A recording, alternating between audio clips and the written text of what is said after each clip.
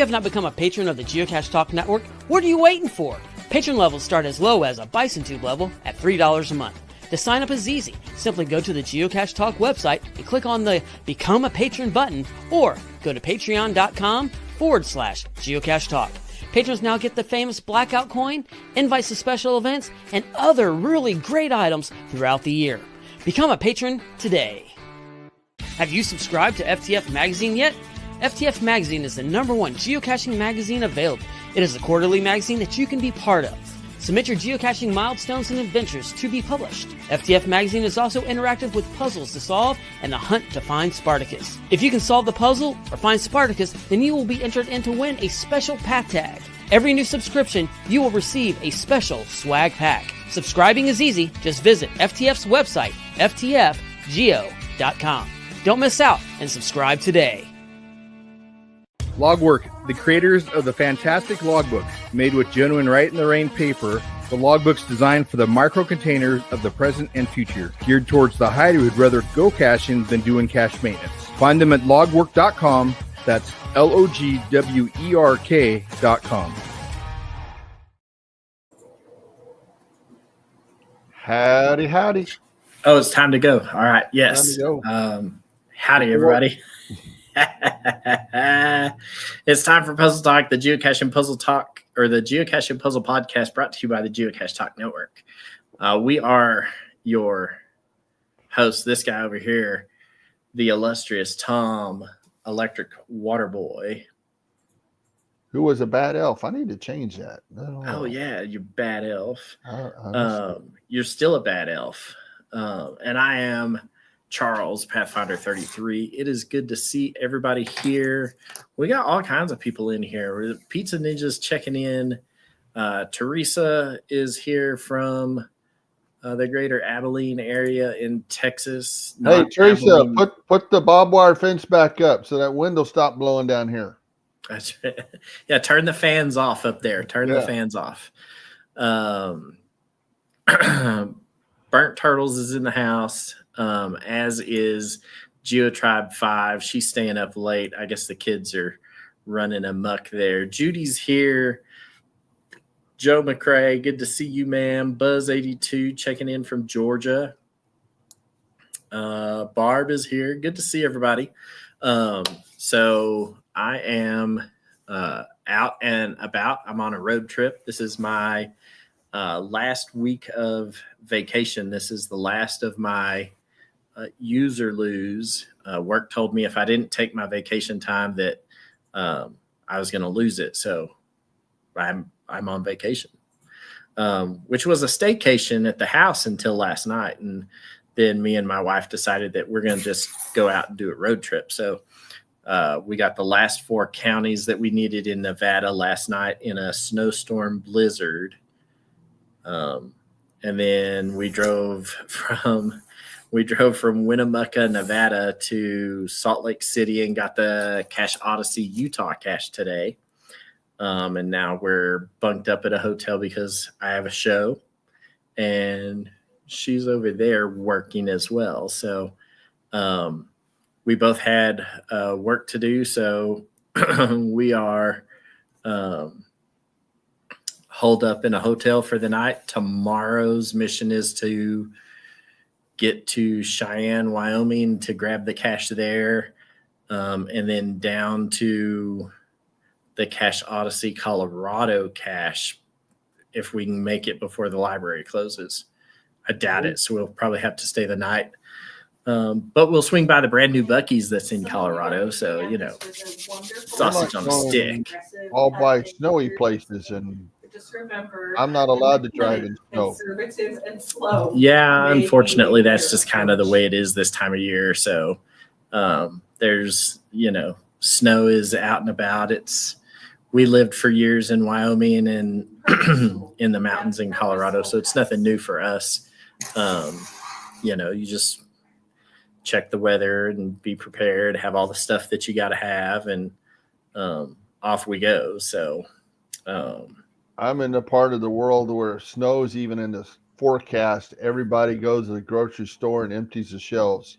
Got to get the bread and milk, buddy. Got to get the bread and milk. The beer and the pizza and the wings. But yeah, those two. Yeah. Well, but Texas is forecasted to get some crazy snow in the next 48 hours. So, Yeah, and if it does, I ain't going to work. you know, like they were talking about like 8 inches in the Dallas-Fort Worth Metroplex. Like that's significant snow. So I'm telling you, Teresa better put that barbed wire fence back up. It may just be the Zoom. I just wasn't sure. It just looked really rigid. All right, so Jerry lives up there. If that snow comes down here, he can come down here and pick it up and take it home with him. Well, I don't know if his wife's going to let him out of the house to come drive and pick it up. You know, what we need to do is call Pizza Ninja and tell him, hey, look, your weather is down here in my backyard doing shenanigans. You need to come get it, take it back home. Get your drunk lost snow out of my yard.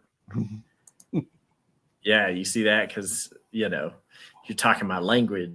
Like he's all about staying home when it snows, but I saw pictures of the snow they get, and like his car was buried under feet of snow, and they were having to dig the car out. And I was like, yeah, oh, you know, so, all right, well, let's see. We got a news bumper somewhere. Let's do a news bumper because Tom's got news.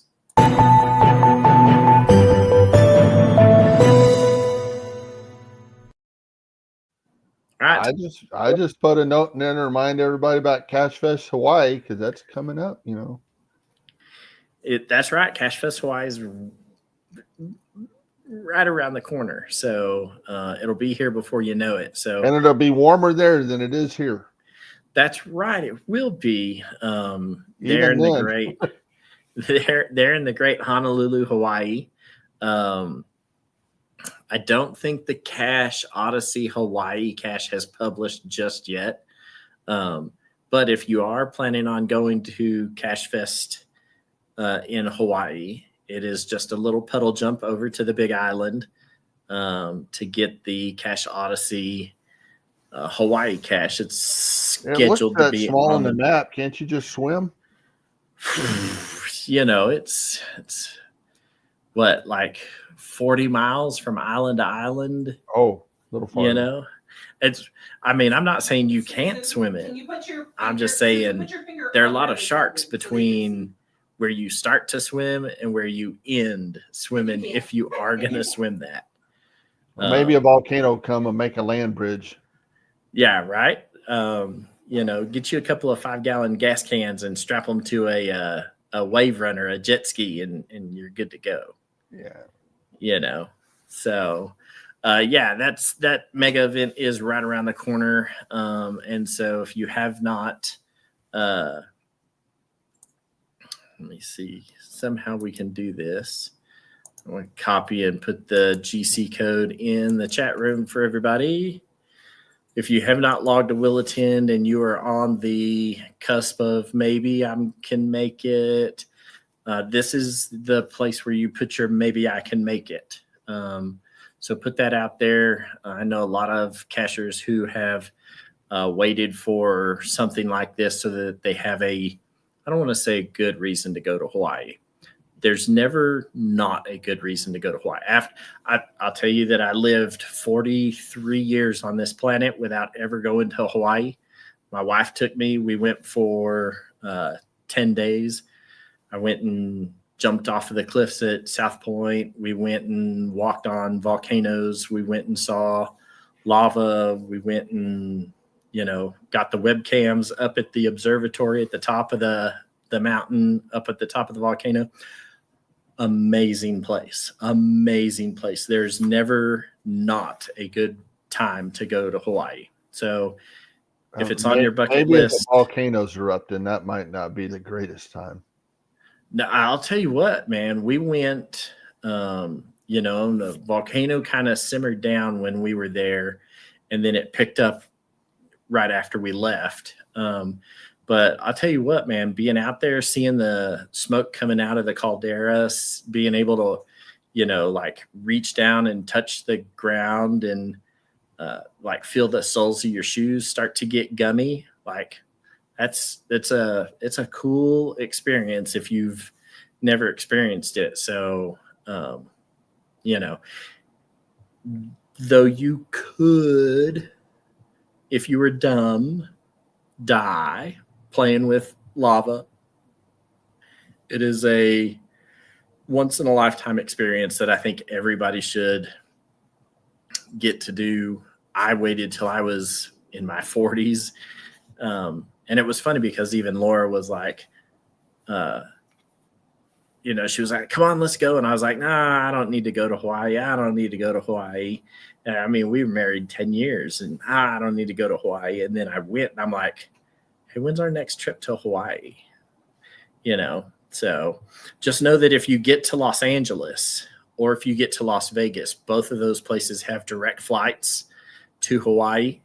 And it's only a 4-hour plane ride. So, book it out far enough in advance. Tickets can be cheap. Phoenix does too, don't they? Yeah, Phoenix does too. All three of those. On the company plane? Yeah, right. Yeah. Southwest? Yep, on the Greyhound of the skies. That's right. We flew Southwest when we went out there. It's a 4-hour flight. It was a phenomenal time. You can get you the good coconut rum and the Hawaiian beer on the Southwest flight out that way. So, the Kona, what do they have? The longboard on the Hawaii flights. So it's, if you can get out to Phoenix, I think is a 5-hour straight flight. We flew from Vegas and it was a 4-hour flight. It's a 3.5-hour flight from LA. So do it. It is an amazing experience. If Hawaii is the 50th state that you haven't cashed in yet, there's a mega event. I mean, again, I went and we just went geocaching around the island and it was phenomenal. But, if there was a mega event, And a mega event with puzzles to do too. That's right. A mega event with puzzles. That sounds like a good time. I have got started. I made 2 of them. So it's worth it. If you are on the fence about it, just, hop over the fence and just commit to it. Buy your plane tickets, log your will attend, and we hope to see you guys there. So there you go. All righty. That's it for news. That's it for news. Meat and potatoes time. All right. So these are puzzles that you and I have discussed along the way, possibly, or not. But these are caches that you and I are planning to put out this next calendar year for as I put on my social media posts earlier, for the frustration of our local geocaching community. Because sometimes these things can be a little frustrating. I will definitely say the first one on my list, the original version of the first one on my list was and still is frustrating to a lot of people. So the first thing on my list is I'm going to do a variation of one of my word search thing, where I have a word search on there that has absolutely nothing to do with solving the puzzle, but yet it has everything to do with solving the puzzle. That's the right. Actual word search is just to give you something to do while you figure out what you really need to do. Yeah, because the word search is ancillary. It's side work. It's busy work. And if the one I've got out is the puzzle here, I put 3 words for you to find in it. I didn't give you the words; it just gave you the definitions. So that made a little more for you to do. And then if you find those 3 words, that should be a clue right there. 3 words. What 3 words? You put it there, and it takes you to the parking coordinates, which I tell you, it ain't there. Yeah. So that kind of takes a few people off. Big red herring. But I can tell you that watching people at Cache Fest in Oklahoma try to solve this. yeah, I took, we'd gone over that puzzle in the show, so people thought, oh, I know how to do this. And yeah, I just do a little simple variation to it. And then our buddy Mr. Cash Sleuth didn't get it figured out, and he was the answer. He was the answer. So that was fun. So I'll try some variation on that. I don't know exactly what I've got a couple ideas, but I like it because, well, I mean, the word search just makes you think. The layout of it makes you think, oh, well, this is a word search. But all I've done is taken what's like possibly a normal cipher and just spaced it out a bit. It's all in the presentation. That's it. Next on my list, this should come to no shock. I'm going to put out one that asks a boatload of questions. I mean, how many did I figure it was going to be? It was 4 times, like 45 or something. I don't know. Okay. At least that. And you can kind of figure out real quick where this goes. So each question is it's not really a question. It's a statement. And you have to decide if it's true or false. And what can you do with true and false? Binary, on and off. Binary. So you're just going to answer a boatload of questions or figure out what's true, what's false, do some binary. I'm not going to tell them it's binary. Of course not. Of course not. Just put a crap load of questions. Let us see if they figure it out. I thought, hey, if I'm going to Hawaii, why don't I put a puzzle there? So I'm going to see if I can put some kind of puzzle there. Okay. I don't know what I'm going to put yet. I don't know. That probably wouldn't be too hard as long as you've got somebody local there that can do cache maintenance for you.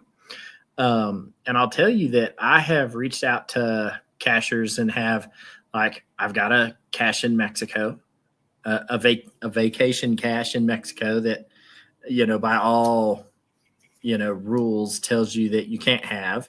But I've got one, and I've got it's the bonus cache to an adventure lab that I have.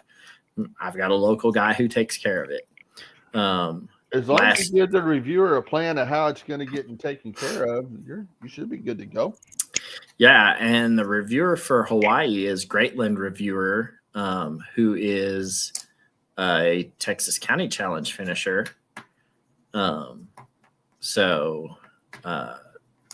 Would be probably couldn't be too hard to swing it, for illustrious Texas County guy like you, Man, it just makes me think. All these people say Texas County Challenge too hard. So there's a guy in Hawaii that's done it, and a reviewer in Alaska's done it too. Yeah. So Greatland Reviewer, who is Ladybug Kids, he's Greatland Reviewer and works for a oil company. Well, I think in Alaska. That's the guy that's in Alaska. Yeah. Okay. He works for Shell or ExxonMobil or somebody, and he was making trips from Alaska down to Houston for work, and that's where he met some geocaching friends down there. And so he would come down for work and then take 10 days of vacation and would geocache and get a bunch of counties, then get back to Houston and fly back to Alaska. So, a puzzle cache in Hawaii wouldn't be too hard. Plus, most of the, you find a Hawaii cacher, they get a smiley out of the gig, right? So Yeah. because the cache isn't theirs, so it's win-win for everybody. I like that. That'll be cool you're gonna have to work on that. I'll make something happen, but it won't be this next one that's on my list. So the next one, this is not a Tom original idea. There's caches like this in the Austin area that I was told about, and told a couple ways you could do this, and I thought of one that they didn't tell me. So, and I'm not going to tell you what my solution is here, but I'm going to tell you the cache is a totally blank page. The only thing on it is a certitude. There's no hidden stuff in the source code. I mean, none of the remarks thing. There's none of the there's not like a photo in the gallery that's hiding photo somewhere. in the gallery, no trackable thing. But I was thinking the other thing in the source code. I don't remember what you call it, but you can make cells that don't show up or text that doesn't show up at all. Not by turning it white, but it's the thing in Word you can do and make things just totally disappear. And but it shows up as little squares if you in the source code, right? Won't be that.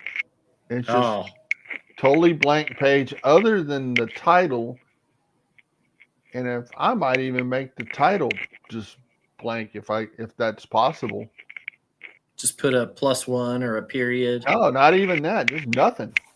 Yeah. If it'll let me do it. If it'll let you, yeah. Okay. Because that would be a clue. So I'll tell you some of the ways they did it in Austin. So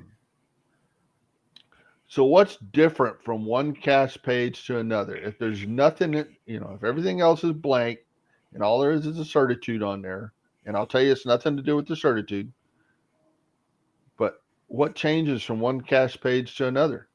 The GC code. That's one answer they gave me.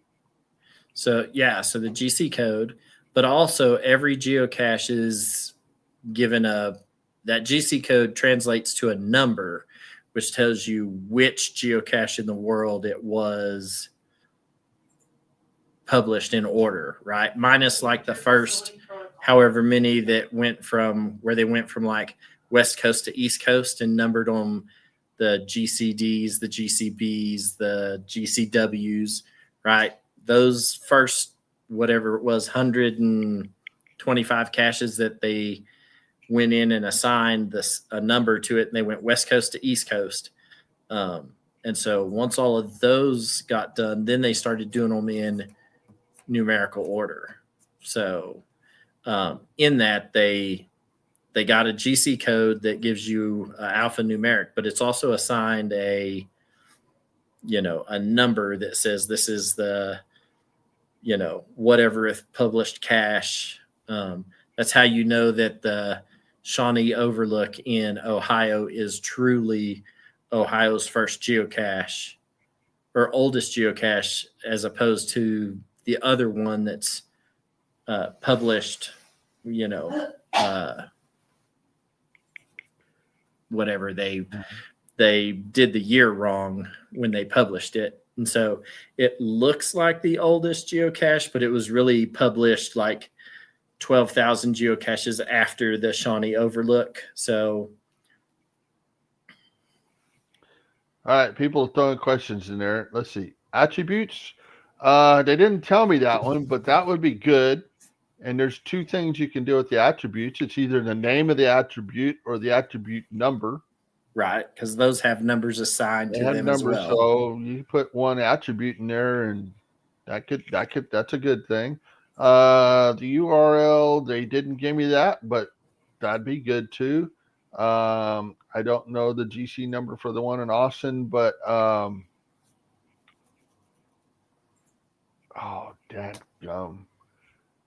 is it by Outlaw? I think it's the Outlaw put him out.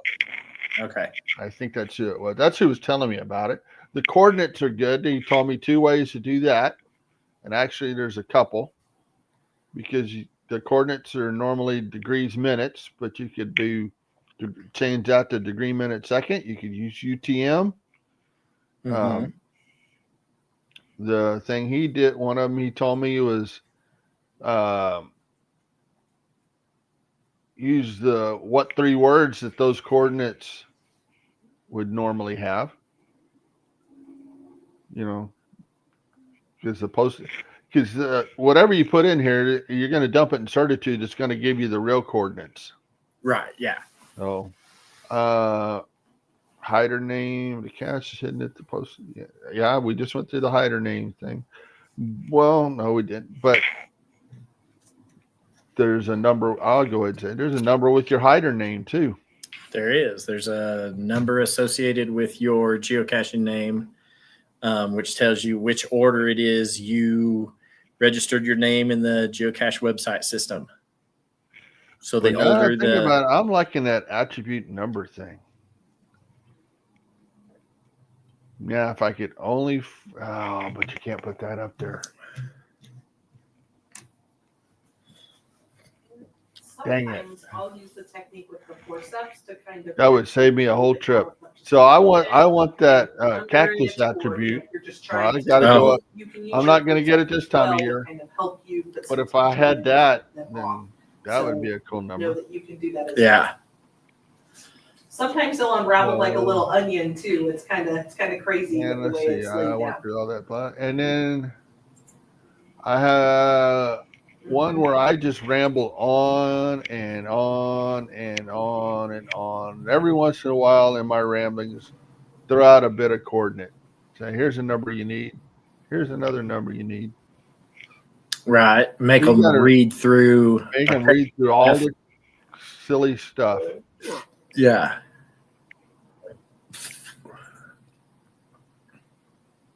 I don't know.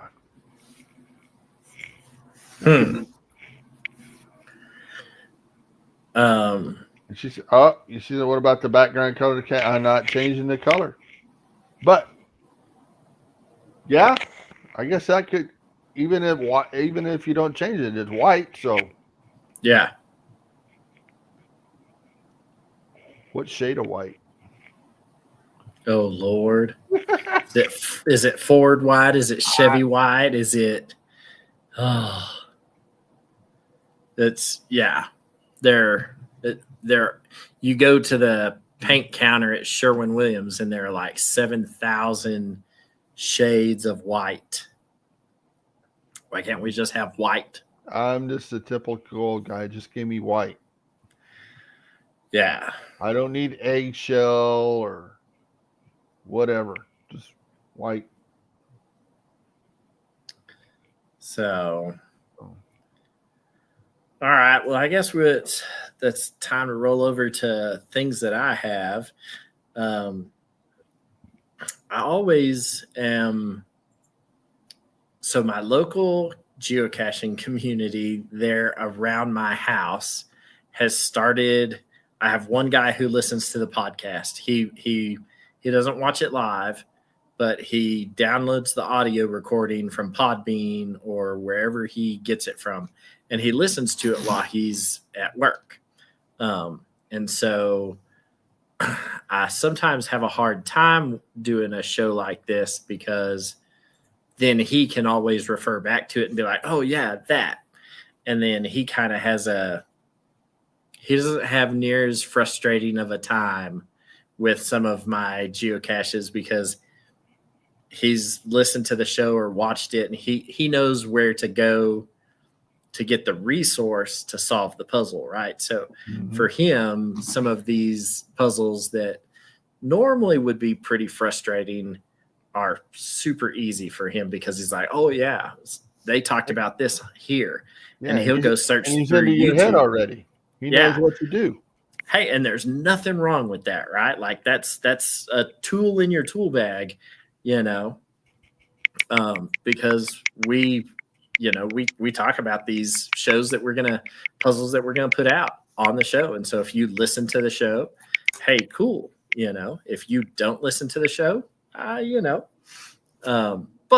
I have yet to publish one of these caches. But I'm gonna make a puzzle cache based off of the shirt puzzle that we did. The gray shirt that was the puzzle talk. The gray shirt that we had a puzzle on the back of it, and it was chemistry based. And I got one of those. I got one of those. I got one of those shirts. I have the shirt and I have the puzzle too. I made one. Oh, did you? Yeah. Yeah. So I haven't made one yet. So that's on the list of things. That's kind of the puzzle that started everything for us. We put it on the shirt. I went and hid cache in real life at the coordinates that you got when you solved the puzzle cache. And that thing sat out there for what? Over a year without being found. A year without being found. It was a fun puzzle. The one that I based it off of that's in Denver, Colorado, in the greater Denver area. When I reached out to that CO, he was like, yeah, absolutely. Make one, make a shirt, make a puzzle. Me and Gary, bought him a shirt and mailed it to him so that he could have a shirt. And it's based off of his puzzle cache there in the greater Denver area that I solved when I was there for Geo Woodstock 14er. So, so that's the, I'm going to put one of those out. I've worn that shirt enough to local events that when my local community sees it, they ought to be, oh, that's on the back of his shirt. And hopefully that kind of gets them to, say, oh, I need to go watch that show about the shirt puzzle. And so we'll go back and get some of that stuff. And realize how truly simple it is. Yeah, it's really not a hard puzzle as long as you have the correct resource to solve it. Yeah. Right. And that's the part of it is people try to look at it as some giant like formula of whatever. And it's really not. It's just what it's a polypeptide string, but you just need to know the individual peptide names. Each one of those peptides has a letter associated with it. And then you convert those letters to numbers for the alphabet, and lo and behold, you're done.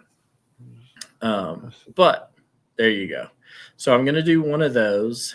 I'm going to do a Library of Babel cache. I've solved several of these. All of the Library of Babel caches that I have ever come across have been a difficulty 5. And I don't have a difficulty 5 cache published under my name. So, the Library of Babel is become a little more common. When it first came out, it blew people's minds. But there are several Library of Babel caches out there. I've linked one in the show notes. So if you need to look at one and to know what I'm talking about, the show notes will get published later on, and you can scroll in and look at the Library of Babel cache that I have linked in the show notes. Because once you figure out how to solve it, then you can go backwards and create one. So, that. So Library of Babel, shirt puzzle. The other one that I'm going to do is one that we've talked about on the show. It is a maze font that somebody created, and they have it hosted on their own standalone website. This one is the cache that I base this off of is called OPP Kamiya Keep It Simple. And actually, this is the one that Tom and David Vickery reached out to me and said, hey, Charles, can you help us solve this? and they sent me a link to it, and it was up in Independence, Missouri. Oh, don't get me to lying to you. Were y'all going up there for a cache run, a county run, something? It was up near Independence. And so this cache owner actually had two of them. Once I figured out where the key was to solving it, it actually became fairly easy. But, yeah. And then I'm going to do a Rickrolled puzzle. Rickrolled. You know what Rickrolled is, right? I do, and I'm interested in what you're going to do with that. All right. So I found this image on Reddit or somewhere a couple of years ago. I saved a picture of it, and then what I did was typed it into Word, and I made a Word file out of it. And let me see if I can share screen. Let's see, share window this. All right. Let me see. All right, so this is this person's third period physics class. But if you read the first word going down the page, it's never going to give you up, never going to let you down, never going to run around and desert you, right? And desert me all you want as long as it's got two S's. Right. And so if you look at this person did the first word all the way down the page of the lyrics to the classic Rickrolled song. So I have taken this photo and actually typed it into Word, and I have it as a Word document. I've then saved it as a PDF, and then I can upload it to the cache page. And you'll be reading about Bohr's work on the Manhattan Project and how he was the greatest physicist and whatnot, all of this stuff, right? And so it just was something that was very funny that I come across, and I was like, well, I'm going to put this on here and then, put a certitude at the bottom of the page that you then have to click on, and the certitude's going to ask you, what is the, it's not the official name of the song, but, what is it called when, and so they're just going to have to know that this is you getting Rickrolled in,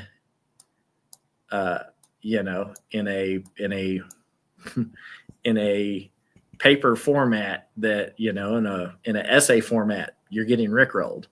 But when I saw this and saw that, some student created this and then turned it in, I was like, that's, even if all of the backstory of that is false, and this is just something that some kid put up on the internet somewhere, it's still genius, and I love it. And so I'm somehow going to make this into a puzzle cache.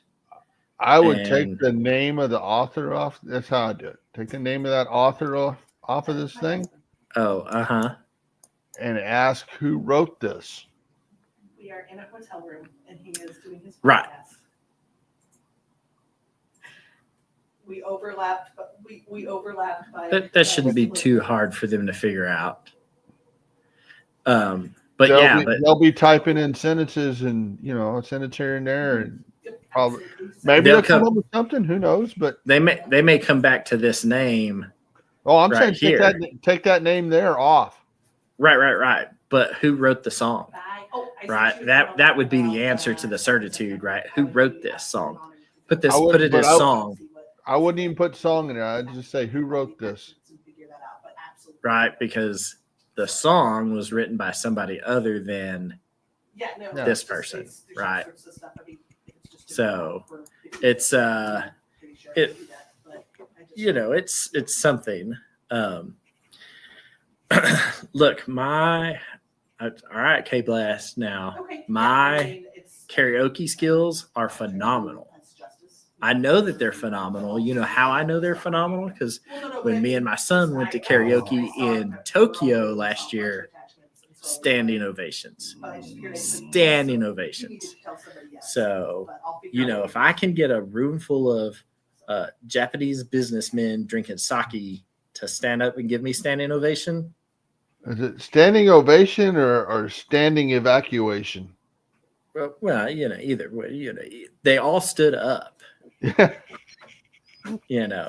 Pinnacle of karaoke right there. Oh. All right. So that is puzzle 4 somehow is going to get my Rickrolled essay paper is somehow going to get made into a puzzle cache. And then I'm going to do an alpha and omega. And I built one of these for Moga one year. And Tom, did you see that Moga is coming back? Oh. Moga took a year off last year. The event never manifested and happened. But it is coming back, and it's going to be in Abilene, Kansas this next year. So good friend of ours and a local reviewer giant Kansas, teddy bear. That's right, has somehow finagled the rights to Moga and Moga is coming back. And I didn't think that it was going to be able to come back as a mega event, but it is. It's coming back as a mega event, even though it took a year off. So the alpha and omega puzzle that I created for Moga was not easy to make. Thankfully, anybody who has a copy of that, can just take it and create a puzzle somewhere in their local community, and they don't have to change anything in it. Because a lot like the Rickrolled puzzle, if you read the first letter of I think there were 21 sentences or statements or questions that had absolutely nothing to do with the puzzle, but had everything to do with the puzzle, right? So if you read the first word like the Rickrolled all the way down the sheet, and then transferred to the top and read the last word in every sentence down the sheet, it would tell you to add 1 degree to the posted north coordinates and 1 degree to the posted west coordinates, right? And so you don't have to change anything with it. You just take that whole puzzle as it sits, copy, paste it, put your whatever your final container is out there in the bushes somewhere, and then bam, done. Easy puzzle. So you did the first and last word. The first and last word of every sentence. Yeah, the one I had in my favorite puzzle ever still is the one that I think it had like 9 questions, but it was a first and last letter of every sentence. And it said add 1 minute to posted coordinates or something like that. Yes. And it took me probably a year and a half to solve that thing. But when I did, everybody in that office knew about it. You're like, woohoo! You're the Homer Simpson, I went right? nuts. And people were coming out like, what the crud's going on with them, Yeah, so I'm just glad that, once I created it, I can take it anywhere I want to go and easy make it into a puzzle cache and let it go. And then the last one that I have in the works, and we'll see how. Definitely not in mine. No, and it's a we'll call it a tattoo puzzle. I got on the Instagram on the phone, and I stumbled upon this tattoo artist who kind of does these like tattoos that run from like here to here, right? And it's all kinds of like geometric shapes, Morse code, kind of, but it all is just line work down a sleeve of a tattoo. And so we'll see. It's in the works. I'm working on it. He posts just a bunch of just random ideas, and some of them have Morse code in them. Some of them have a couple of other different like line puzzles.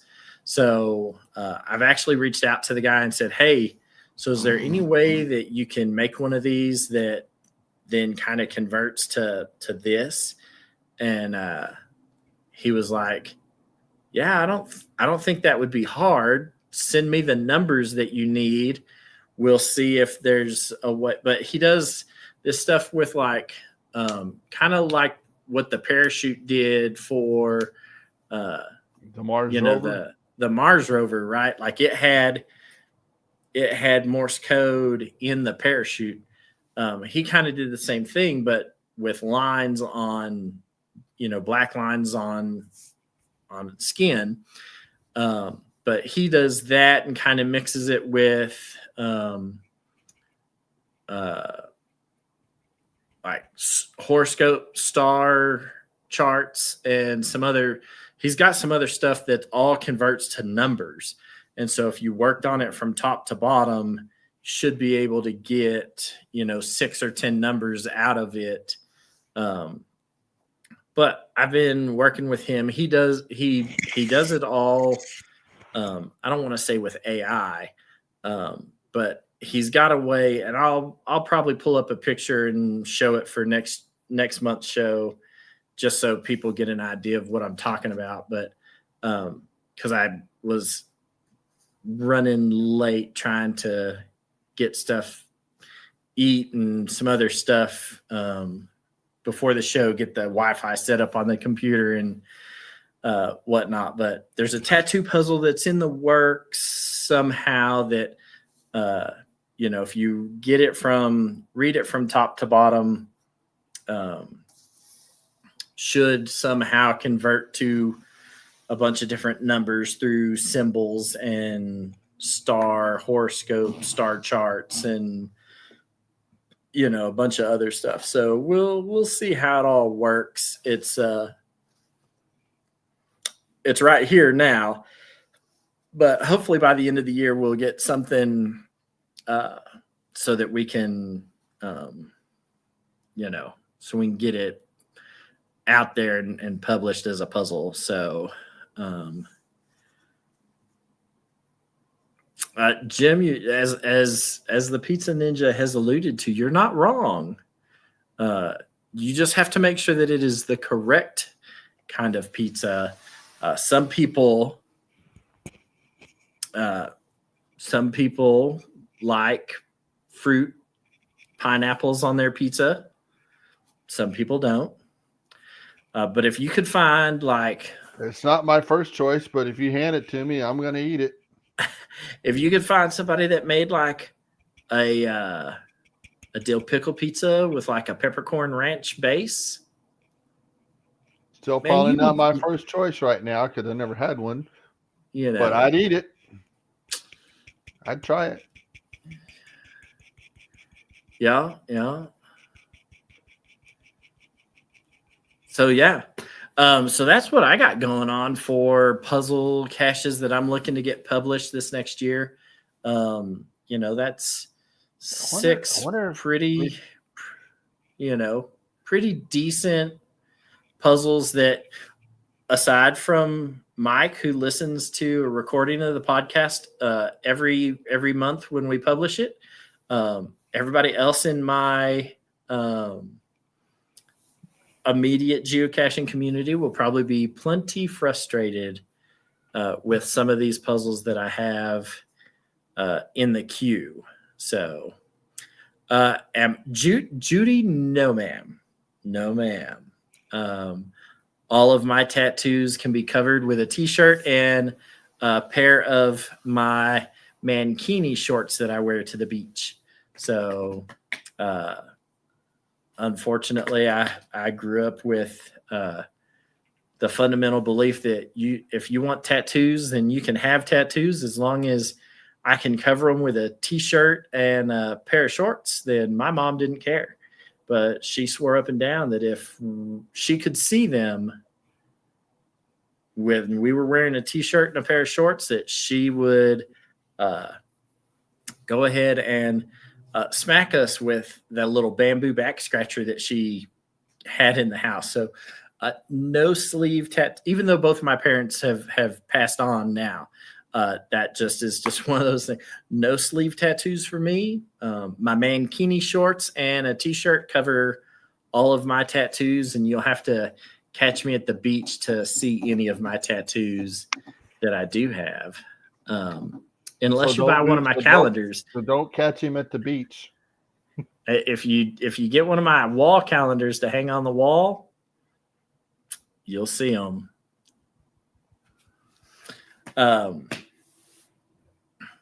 Just saying.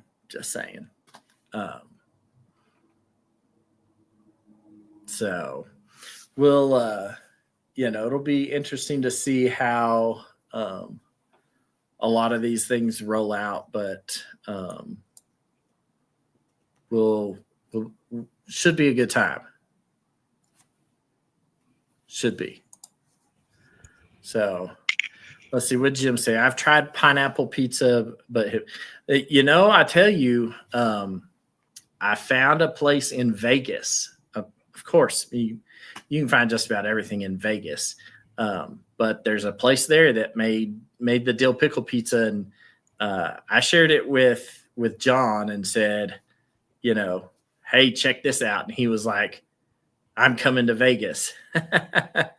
So you can find just about everything in Las Vegas. If you can dream it, somebody there is willing to take a chance on creating it and whatnot. So I haven't had the pickle pizza yet. I guess I'll try it. I've had 2 pickle beers. One I totally hated, and the other I hated, but I couldn't stop drinking it. It was like, I don't like this.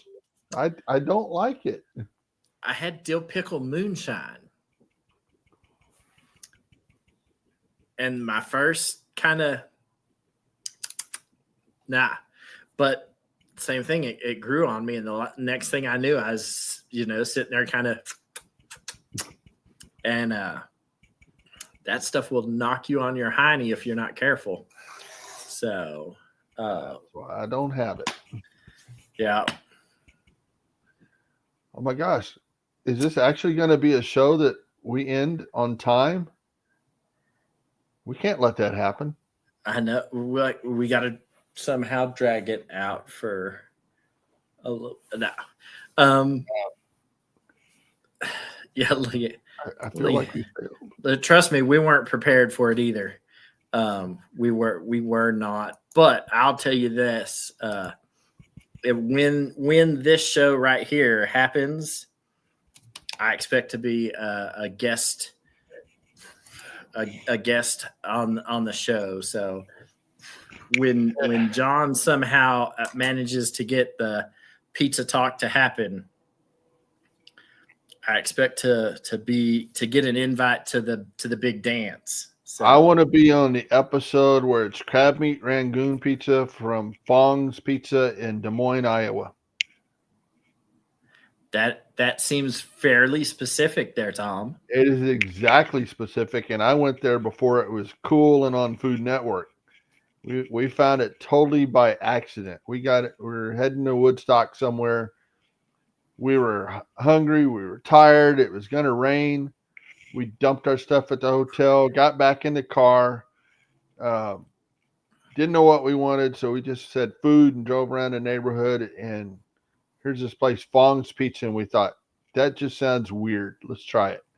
Yeah, let's try it. And we got in there and after looking at the menu, we said, "All right, what's everybody order here?" And the lady said, 2-1 on over anything else on that menu is crab meat rangoon pizza, and that is easily one of my top 5 pizzas I've ever had.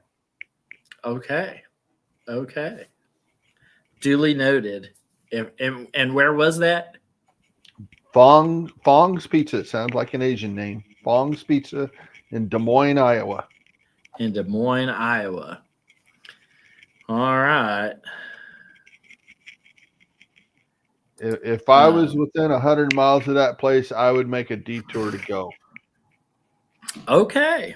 All right. That duly noted. That's which means that, like, when I finally go get that cactus attribute when it thaws out, probably next year when I'm retired, and if I drive all the way there, I'm stopping, coming, and going. all right. That's okay. Next time I'm in Des Moines, I don't know when that's going to be, but the next time I am, I'm going to have to look this place up. So, all right. Well, we're going to, as the Bears did with their season, we are going to do with this show tonight. We're going to end on a win. Those poor Packers fans. But go Bears. They won their last game of the season on a high note. And so we're going to do the same because we're right on time for this show. For the first time in forever, we are right at the hour mark, which is originally what we all set out to do. I think most of our shows are somewhere between an hour 15 and an hour 30, but yeah. So yeah, help, we're talking and we can't shut up. That's it. But sometimes it's super good conversation. So, we're going to get back to the basics of what we started this podcast for next month. We got some email from a viewer who has a list of puzzles that his local caching community says he said that his local cachers are super frustrated with some of his puzzles. And so we're going to go through and read some of his, show you guys how to solve them. He's given us full permission to disclose how to solve these and everything. So if you want to be a part of the show, if you have a puzzle cache that you want to be part of the show, send us somewhere I have it in here. Send us an email. No, not to that one. Where's the puzzle talk? This one. Aha. Send us an email to that email address right there. puzzletalkpodcast@gmail.com. Send me a GC code. And if you give us permission to straight up spoil your puzzle cache that's been nagging some of the local caching community, or you think that it's a great puzzle that other people need to copy, shoot us a GC code. We will be more than happy to discuss your show on or discuss your cache on next month's show. We have a list of them from Nick. He has given us permission to spoil whichever ones that we want. So if you want to be a part of the show or have one of your caches be a part of the show, send us a GC code. We will go through, solve it, and we'll teach other cachers how to solve a puzzle just like that. In turn, we hope that other cachers will then take that idea and publish a new cache just like it, and whatnot. So if you want to be part of next month's show, we're going to get back to basics of tips, tricks, and tools on how to solve puzzle caches, because Nick has given us every one of his puzzle caches is fair game. So we're going to take some of those and run with them. And that is what next month's show is going to be about. And that's sometime in February, isn't it? Let's see. That'll be January. February comes next. Yeah. February the 4th will be our next show. And it is going to be back to viewer puzzles, viewer created puzzles. And so if you want to be a part of the show, or if you would like one of your caches to be a part of the show, then send us a GC code to puzzletalkpodcast@gmail.com. Give us permission to spoil your puzzle cache, and we will teach the geocaching community how to solve a puzzle, and therefore give them the tools that they need to create a new puzzle cache. And so that's going to be next month's show, is going to be viewer created puzzles. And if you want to be a part of it, now is your opportunity. Send us an email with a GC code, and we're on it. Or if you have a subject you'd like us to go over, that's right. Topic or whatever, we'll do that too. And my last comment: have you ever noticed that your picture, it looks like you're getting eaten by Pac-Man? Look at the bottom corner. Oh, yeah. Right there. Up there. You're getting eaten by Pac-Man. Wah, wah, wah, wah, wah, wah, wah. Yes, my mind wanders off to different places. So that's it.